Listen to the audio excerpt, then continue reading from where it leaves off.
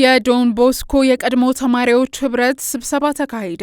ግንቦት 27 ቀን 2018 ዓ.ም በአዲስ አበባ ሀገረ ስብከት ጎተራ በሚገኘው የቅዱስ ዶን ቦስኮ ገዳም የዶን ቦስኮ የቀድሞ ተማሪዎችና ወዳጆች ህብረት ስብሰባ ተካሄደ።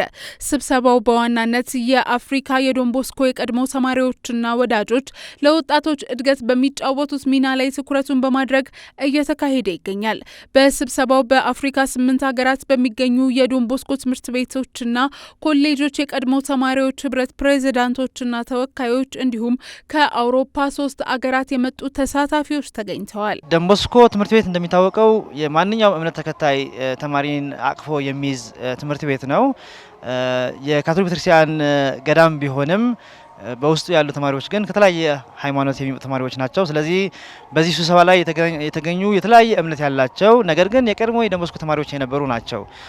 ዛሬ እኛ ጋር ያሉት ሙስሊም አሉን፣ ፕሮቴስታንቶች አሉን፣ ኦርቶዶክሶች አሉን፣ ካቶሊኮችም አሉ። ስለዚህ ከተለያየ እምነት እኛ ሁላችንም በዶን ቦስኮ ቤት ያለፍን ተማሪዎች የነበርን ስለሆነ በዛ የትምህርት ጊዜያችን ወይም የልጅነት ጊዜያችንን ያገኘነውን የተለያዩ እውቀቶች የተለያዩ ክህሎቶችን አሁን ላሉ ወጣቶች ማስተላለፍና ወጣቶች በተለያየ እድገት ወይም ደግሞ በሁለንተናዊ እድገት እንዲያድጉ ለአገራቸው ጠቃሚ ዜጋና ታማኝ ዜጋ እንዲሆኑ ለማድረግ በተለያየ መንገድ የዶን ቦስኮ ተልእኮን ለማስፈጸም ልዩ የሆነ ህብረት ለመፍጠር ዓላማ ያደረገ ነው። የቅዱስ ዶን ቦስኮ ገዳም በተለይም በዋናነት ከሚሰጠው መንፈሳዊ አገልግሎት በተጨማሪ በትምህርትና በጤና ዘርፎች በመሰማራት በአፍሪካ በርካታ ሀገራት ትልቅ አስተዋጽኦች እያደረገ የሚገኝ መሆኑ ይታወቃል።